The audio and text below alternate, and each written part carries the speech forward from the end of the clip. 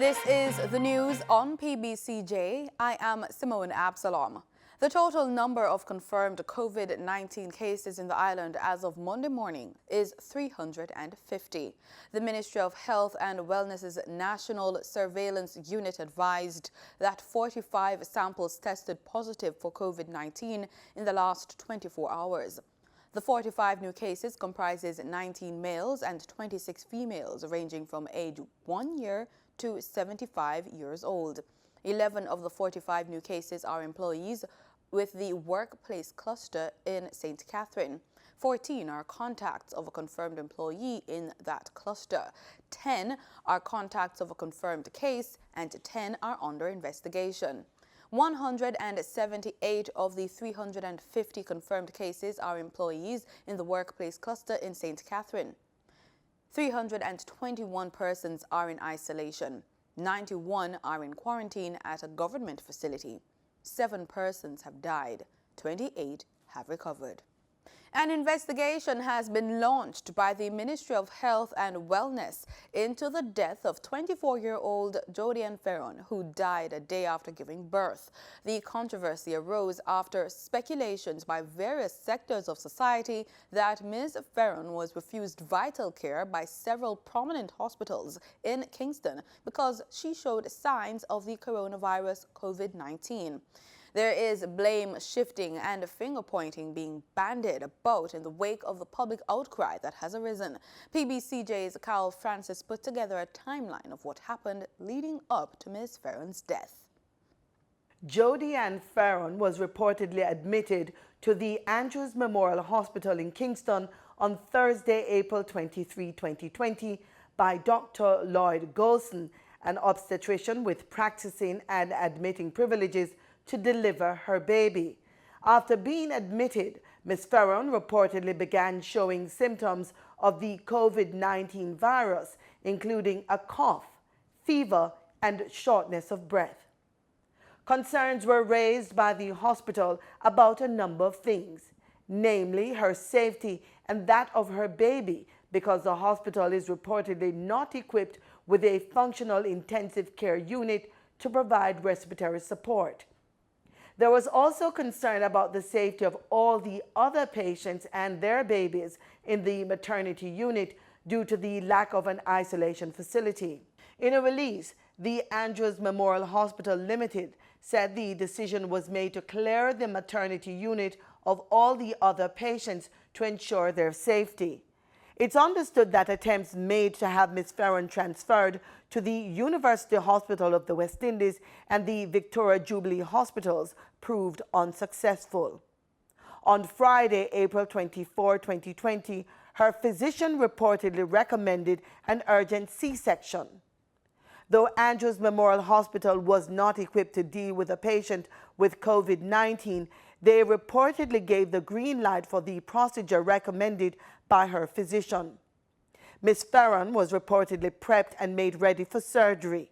A release from the Andrews Memorial Hospital stated, quote, her physician's team of independent anesthesiologists refused to participate in the surgery, end quote. Attempts were again made for her to be transferred to the nearest hospitals with the required facility, namely the University Hospital of the West Indies and Victoria Jubilee. Both reportedly refused to accept Ms. Fearon.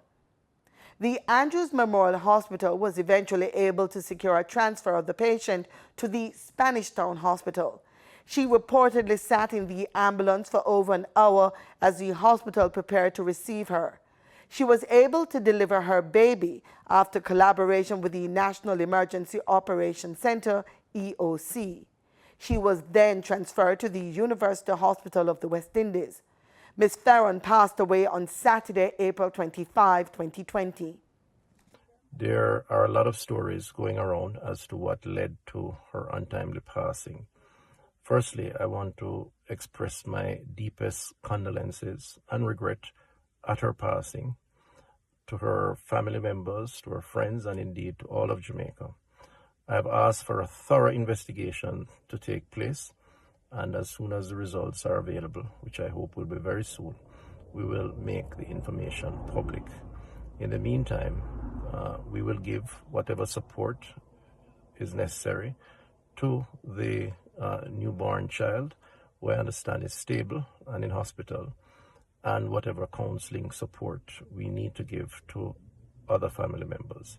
I deeply regret this situation, and as soon as the information is available, we will make the information available to the populace.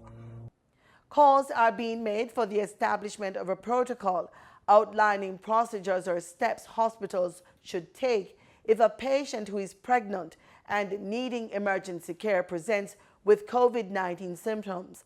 The call includes having the required personal protective equipment, commonly referred to as PPE, and available testing for COVID-19. For the news on PBCJ, I'm Carol Francis.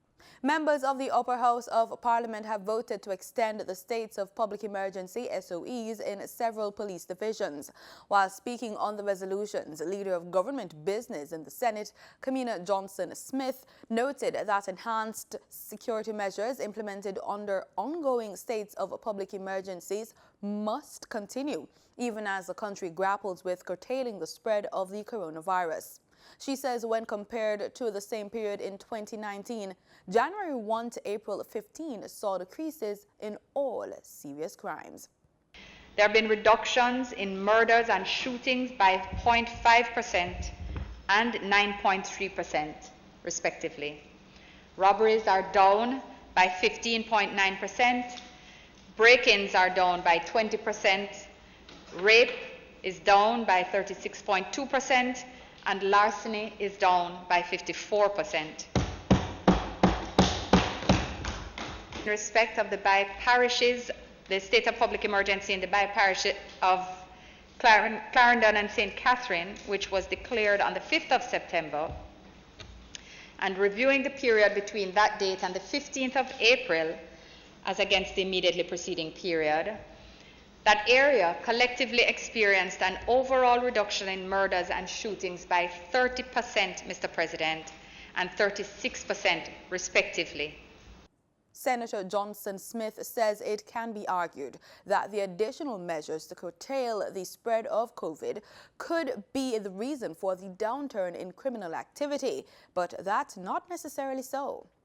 It is also equally recognized that at the time of the first positive corona case on the 10th of March 2020, we had also experienced a downward trend, or we were experiencing a downward trend in the murder figures.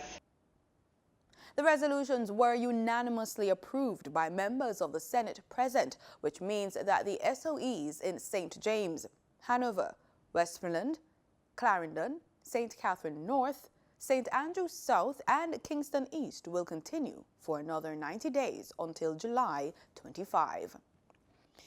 Jamaica has risen 2 places on the Global Press Freedom Index and now ranks 6th among 180 countries that must respect freedom of information.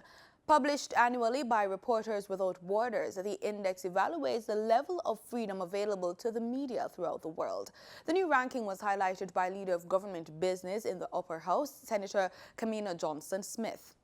According to Senator Johnson-Smith, the increased dissemination of information during the coronavirus pandemic continues to demonstrate the commitment the administration has to the sharing of information and to a strong and free press. The National Water Commission, NWC, is urging customers to implement water conservation practices in anticipation of an extended drought period throughout these summer months. Water restrictions in the corporate area has been ongoing as part of NWC's conservation activities. As at April 23, the Hermitage Dam was at 79.67% of its capacity. The Mona Reservoir was at 74.3% of its capacity. Corporate Public Relations Manager at the NWC, Andrew Cannon, says the situation has been worsened by the additional demand on the systems as citizens remain in their homes as part of mandatory social distancing protocols put in place by the government to slow the spread of COVID-19. Additionally, he said the NWC is committed to doing all it can to assist customers through this difficult period and give assurance while talking with JIS News that, quote, We will not be doing disconnections for late payment or for persons who are in arrears. End quote. The 10 free online course for tourism workers launched on Wednesday, April 22 has been oversubscribed. Over 6,500 tourism workers have registered. According to Minister of Tourism Edmund Bartlett, the responses for the free online training shows that tourism workers see the value in getting certified. The initiative, being driven by the Jamaica Center of Tourism Innovation, JCTI, a division of the Tourism Enhancement Fund, is geared towards assisting tourism workers who were laid off as a result of the closure of hotels during the COVID-19 pandemic. The program is being administered in collaboration with the Heart National Service Training, the National Restaurant Association, the American Hotel and Lodging Educational Institute, and the Universal Service Fund. The courses offered include laundry attendant, guest room attendant, serve safe training in food safety, certified hospitality supervisor, introduction to Spanish, public area sanitation, hospitality team leader, certified banquet server, certified restaurant server, and DJ certification. All courses include certification examinations. The Jamaica Constabulary Force Band hosted a virtual concert themed Stronger Together on Sunday, April 26. The concert, which featured various ranks of the police forces, was a signal to Jamaicans that the JCF cares as we help each other cope during the COVID-19 crisis.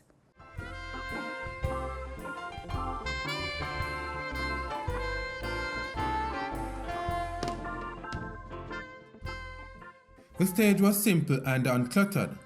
The costume, the official uniform of the Jamaica Constabulary Force, JCF.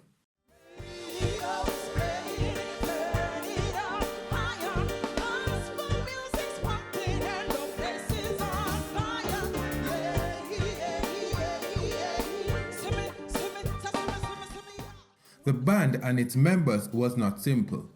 Neither were they uniformed. They were complex, superb, and downright entertaining. I am a Christian police in Jamaica, and I'm in the Lord's army. A Christian police from Jamaica, giving glory to the Son and the Father. Calling the bishop and the pastors, calling the deacon and the elders, church members, prayer warriors. Me no matter which denomination, but up how we need like a warrior. Calling the great deliverer, the Lion of the tribe of Judah. Hey, this is a spiritual warfare. We are gonna head up on the corner like a sniper. The word of God with power. Warning the people like Noah. Satan now go win this warrior. Demons all the children have to run out. Out a bad man, them have to come out. No place to run out to hide out. Hey, this is a Holy Ghost shootout. It was clear a lot of consideration was given to the selection of songs on the lineup. The communications team came to me and said that they wanted to do something for Jamaica, for Jamaicans, and with a theme that said Stronger Together. And clearly at this time, probably more than any other time, Stronger Together is a good theme to have, you know, as we band together as a nation to deal with COVID-19, as well as all the other matters that we deal with as a police force. Drift away like sawdust in the wind. Just like all the people like you and me will be builders for eternity.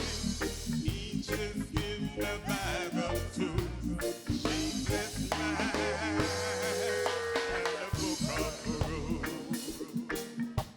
The set had several covers, including Rondell Positive's Cover Me.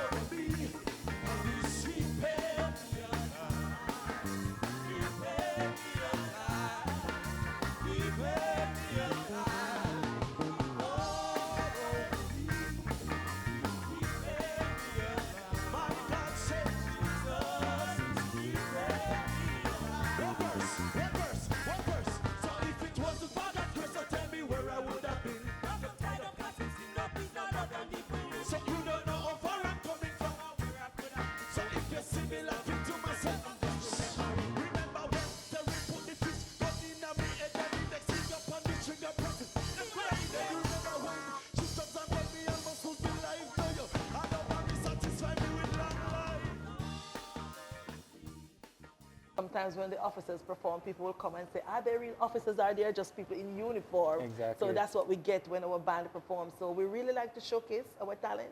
We let our hair down. It's a different side of the police. I mean, when you see these officers performing and they're just regular officers out there. Tomorrow you see them on the front line. It's a difference. So it's about place and time. But we do, I mean, this concert, we thought it was so necessary because we have been enforcing lockdown and curfew. So come 6 o'clock or 9 o'clock, we are saying go home, go home. And it's an incentive because people have been complying. So we believe that because Jamaicans are doing so well, we want to give them a treat. So this is our treat to them, our concert.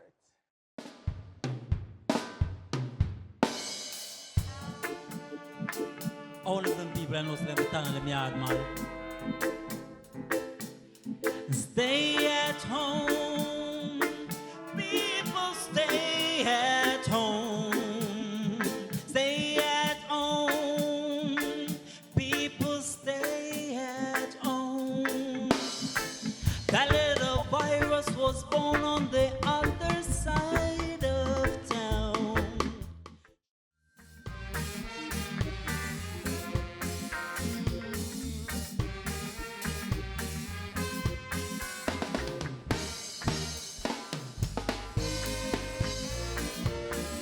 I've got to go back home. This could never be my own. It must be somewhere else, or I will hurt myself. 'Cause I've got no food to eat, I've got no clothes to wear, can't get a job to make me right. That's why I've got to go back home. The band scored a string of hits, among them Taurus Riley's Lion Paw. I'm walking through this valley of tests, and I've never been away, caught in the wilderness. The power of Jah preserve I, guides in all I do. So trotted through the heights and the depths, we trample frustration and we conquer stress. The power of Jah preserve I, guides in all I do. So all the evil that mean me harm can go back where they came from. No demonic works perform shall prosper, yeah. I tell the Orvia and the science man come, 'cause him can't squeeze my lion paw. No demonic works perform shall prosper. Some classics were rearranged to give them a fresh sound.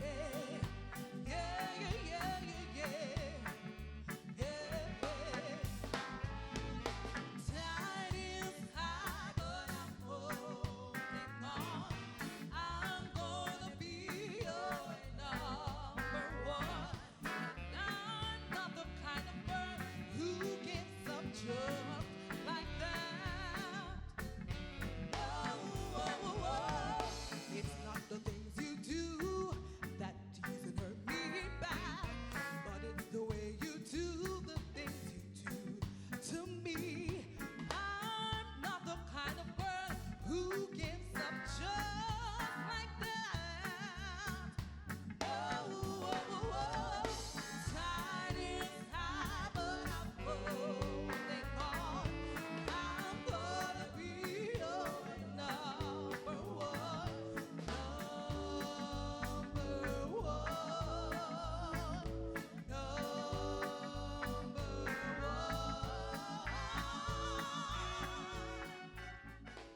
The band was joined by renowned gospel artist Jeremy Edwards.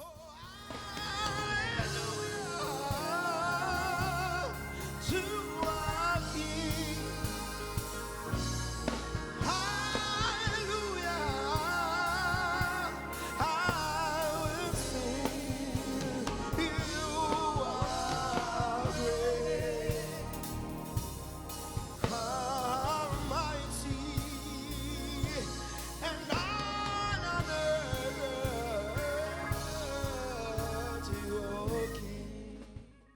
Many are asking, when is the next show by the JCF Band?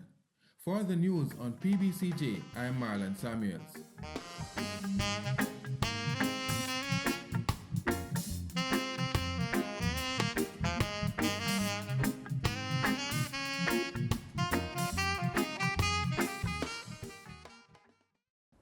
In regional news, in Guyana, the Ocean View Hotel on the east coast of Demerara is being transformed as a dedicated medical facility to treat COVID-19 patients. Works are currently ongoing to get the facility up and running soon. Upon completion, the facility will have 300 beds for critical patients infected with the deadly disease.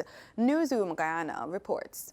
Guyana is preparing all possibilities against the fight of the coronavirus or COVID-19. Behind me is the Ocean View Hotel located at Liliendal, East Coast, Demerara, which is being remodeled and prepared to be used as a center to specifically treat coronavirus patients. The construction to remodel the hotel started last week, and when completed, it is expected that hundreds of patients will be housed here. The National COVID-19 Task Force has also earmarked other facilities to be used as centers to treat coronavirus patients, such as the Cliff Anderson Sports Hall and the National Gymnasium. We are encouraging everyone to please stay at home, only leave your house if it's essential, and wear a mask. Reporting for the newsroom, I am Isanella Pato. Dozens of quarantined healthcare workers in the Bahamas took coronavirus tests on Friday. This came after reported cases of COVID-19 at local healthcare facility. Jared Higgs reports. With more than 150 doctors and nurses quarantined, the hope is that this round of COVID-19 testing will clear some to return to the front lines. Some healthcare providers had minimal risk, so with one test, if they're negative, and obviously if they have no symptoms, then they'd be able to go back to work. For those who had a higher level of risk, we're likely to test them twice. The root of the dilemma is a patient who tested positive for COVID-19 on PMH's Medical Surgical Ward 2. A Sandilands patient who was on the ward at the time also tested positive after returning to the rehab facility's Robert Smith ward. In total, more than 200 healthcare workers were quarantined. It is entirely possible that we'll see more positives that will come along with it. We're hoping, of course, that our healthcare providers are protected, but unfortunately we know in these types of situations, the more you test, the more likely it is that you're going to come up with at least some positive. Some people would have seen the uncomfortable coronavirus tests where they get those nasal swabs. Well, that's exactly what's happening here today. They're being swabbed in their nose, in the back of their throat. They're also getting blood work done. So we want to be able to correlate the antibody tests with the nasal swabs to see if we get positive results on both or negative results on both. But if they're discordant, and as in not the same, then we have to figure out whether we can rely on the antibody test or not to be able to help us with our diagnostic or screening capabilities. Health Minister Dr. Dwayne Sands expressed confidence that the number of healthcare workers in quarantine would reduce dramatically when officials complete their risk assessment activity. Reporting for our news, I'm Jared Higgs. World leaders have pledged to accelerate work on tests, drugs, and vaccines against COVID-19 and to share them around the globe. French President Emmanuel Macron, German Chancellor Angela Merkel, and South African President Cyril Ramaphosa were among those who joined a recent video conference to launch what the World Health Organization billed as a landmark collaboration to fight the pandemic. The severe consequences of this pandemic will be experienced by all countries around the world for some time to come. I appreciate the timely launch of this collaboration, as now more than ever, the world needs solidarity and cooperation to mobilize and guide all efforts and drive delivery towards equitable access to new COVID-19 diagnostics, therapeutics, and vaccines. The WHO has been instrumental in supporting African governments with early detection of the pandemic, the training of health workers on the continent, and also in strengthening surveillance in communities, including working with a network of experts to address the containment and prevention of the pandemic. Hope that we can defeat coronavirus together, and that we can go back to our normal lives sooner rather than later. And I warmly welcome today's call for global action, and we are ready to respond. Indeed, in just 10 days, on the 4th of May, we will launch a global pledging effort. On that day, we will also announce next milestones of a global campaign. This campaign is to kick off an ongoing rolling replenishment. The aim is to raise 7.5 billion euros to ramp up work on prevention, diagnostics, and treatment. And this is a first step only, but more will be needed in the future. We have learned on our skin many lessons. First of all, that the virus has no borders. This is why we have immediately promoted international cooperation. The aim is to speed development of safe and effective drugs, tests, and vaccines to prevent, diagnose, and treat COVID-19, and to ensure equal access to treatments for rich and poor. WHO Director General Tedros Ghebreyesus, who opened the virtual meeting, said the world is facing a common threat which can be defeated via a common approach. Our shared commitment is to ensure all people have access to all the tools to defeat COVID-19. The ACT Accelerator brings together the combined power of several organizations to work with speed and scale. Each of us are doing great work, but we cannot work alone. We're coming together to work in new ways to identify challenges and solutions together. Despite the COVID-19 pandemic, it's business as usual in some quarters. Let's join Gabriel Thompson for the business report. In Friday's trading session, the JSE Combined Index advanced by 1,485 points to close at under 400,000 units. Overall market activity resulted from trading in 88 stocks, of which 30 advanced, 29 declined, and 29 traded firm. The junior market index advanced by 35 points to close at under 3,000 units. Stocks advanced for Barita Investments Limited, Blue Power Group, and Caribbean Assurance Brokers Limited. Stocks declined for 1834 Investments Limited, Access Financial Services, and Caribbean Cement Company. Trading firm were 138 Student Living Jamaica, AMG Packaging and Paper, and Berger Paints Jamaica. Trans Jamaican Highway Limited was the volume leader with over 7.3 million units, followed by Pulse Investments Limited with 3.8 million units, and Jamaica Broilers Group with 1.3 million units. Now for the foreign exchange, the US dollar on Friday, April 24, ended trading at $141.54. The Canadian dollar sold for an average $102.22. The pound sterling traded for $173.53, and the euro ended trading at $156.53. Oil prices fell on Monday on concerns about scarce storage capacity and global economic doldrums from the coronavirus pandemic. Brent crude futures were down 83 cents to settle at $20.61 a barrel. West Texas Intermediate crude fell $2.86 to $14.08 a barrel. I'm Denise Williams with the PBCJ Business Report. In this COVID-19 environment, the small and medium-sized business community has been severely affected. What to do next is the question on everyone's mind. And so we have Nevada Powell of the Private Sector Organization of Jamaica, PSOJ, to discuss with us how to analyze the steps necessary to determine not only if your business can be saved, but how to negotiate with the banks to help you get the assistance required. Really question is, what should you do?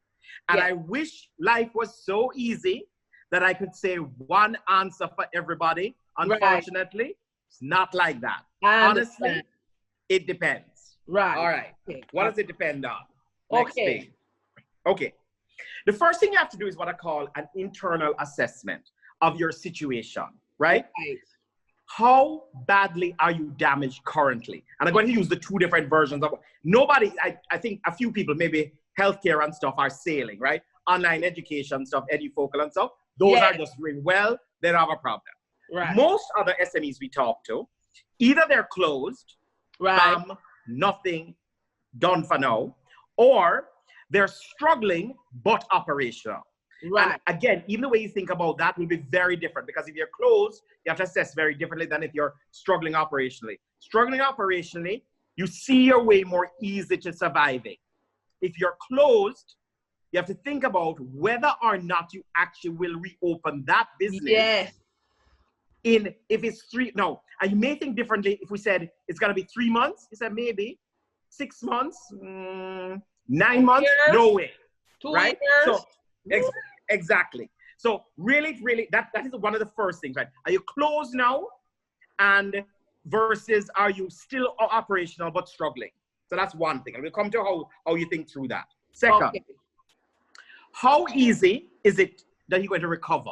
No, what you've seen in some situations, for example, that some people have actually pivoted their business. We'll talk about that, which means they used to be in one thing, manufacture one thing. Now they're manufacturing mad. Like I saw the other day, for example, Ray and Nephew, which is our rum company, started doing sanitizers, right? That's what you call flipping your, pivoting your business, right? Or you could have a situation where somebody was a teacher and now they become an online tutor. So there's ways in which people have pivoted what they're going to do. And if you've been able to do that, fantastic. That's certainly one way of surviving. The second issue is your recovery right after COVID is over. And what I mean by that? Yes. Every woman I know right now is dying to go to the hairdresser. Yes. It is, in fact, in some ways, even in lockdown, they're sneaking and going. So here's the thing that I know. If you have been a hairdresser in business for a long time with some long-term clients, the moment COVID is over, boom, you are back, right? So all you have to do is to hold your personal position until that time, because there's no doubt that there's so much already pent-up demand for your business that it's coming back. Okay. You could be in a business, what I call a long tail to recovery, for which you have no idea. And I'm going to give you an example. Suppose you have a craft shop that is at a port where a cruise ship comes, and that's usually how you get your business. Right. But that dead. That is dead. But it's not even dead. It may even be dead long after COVID. Because you have to believe, and this is what they say about the cruise industry. Even after COVID is over, whenever that is, people are not going to be ready to get on a cruise ship again. Yeah. So we could be looking at 5-6 years before people start to take cruise. So if I had a business that closed because it was dependent on a cruise ship, I may not be trying to hold on to that business at a particular time, right? The hairdresser, I'm going to try and hold on to it, because the moment there's a turn, I'm back. Right. A craft shop at a cruise ship port, boy, that closure may be permanent. So then the question is, what is required for you to carry on? To hold it for 3 months, 6 months, 9 months, right? Again, I'm a hairdresser. What do I have to preserve? First of all, I have to have my equipment, so I bring it home. I may not have to have the exact location that I'm currently in, because really the way women buy, and you know this, right? The way women buy hair, them follow the hairdresser. Right. So how I would think about hairdressing is this: if I have 5 people and a bunch of equipment and a location, I would say to myself, you know what? I'm going to try and get out of my lease. Get out of that location. I may release 3 of the 5 people working for me, but those 2 people that everybody depend on, I'm going to hold them. So my preservation strategy is, we're going to try to do some home visits and stuff, maybe try and do something if we're allowed, or get people to come to us. But basically, I'm going to try and keep the equipment clean, preserved, try and keep paying at least at some minimum level the 2 people that I'm very hindered on. Do some compassionate package if I can with 3 people I let go. But basically, my plan is we're going to try and hold the team for when it opened and we come back, right? So that's kind of one. Can you? Oh, by the way, it's very hard, and we understand that. Anybody who's tried a business and do a business, businesses are an emotional thing. They are like our children. So even while we sit here and Carlos say, no man, that gone. You have to understand that in that man's mind, in that woman's mind, that's their baby. It's hard. You're asking me to abandon my baby. The problem with that is that it's going to cost you, and you're not going to see the return. So you have to do what I call the honest, hard look. Is the business that you are holding up in this period, is it really, really coming back? And the two extremes we say is the hairdresser. I can almost guarantee you, if you were more than 4 years in business as a hairdresser, your business is coming back. Yes. If you are dependent on cruise ships coming to Jamaica, I can almost guarantee you, your business is not coming back anytime soon. So do not waste cash. And that's really what we're talking about. This is the opinion. Cash, because are we taking my cash or am I going to use the banker for cash? Right, and so we're not saying we don't recognize the hurt. We're saying when it comes to cash, you have to almost suspend the emotion. Yes, absolutely. So don't spend your cash unnecessarily and find a support system for the emotion elsewhere. Absolutely. Because the banker is not your support system for the emotion. And that was Nevada Powell of the PSOJ sharing with us the necessary questions to ask in order to navigate these times as a business person. I'm Denise Williams of the PBCJ Business Report. And over to athletics. World Athletics governing body is looking into ways to provide assistance for athletes who might find themselves in financial difficulties due to the coronavirus pandemic. President Sebastian Coe says the organization is calling on governments to offer additional support. With the virus creating a global health crisis and bringing the sporting world to a halt, many athletes who would normally rely on prize money have lost their only source of income. And Coe says that the matter will be examined in greater detail in the coming weeks. Coe, who had a recent meeting with members of the Athletes Commission, which includes Jamaican distance runner Aisha Pratt-Lear, is also hoping that governments that are in a position to do so will provide additional support to their athletes.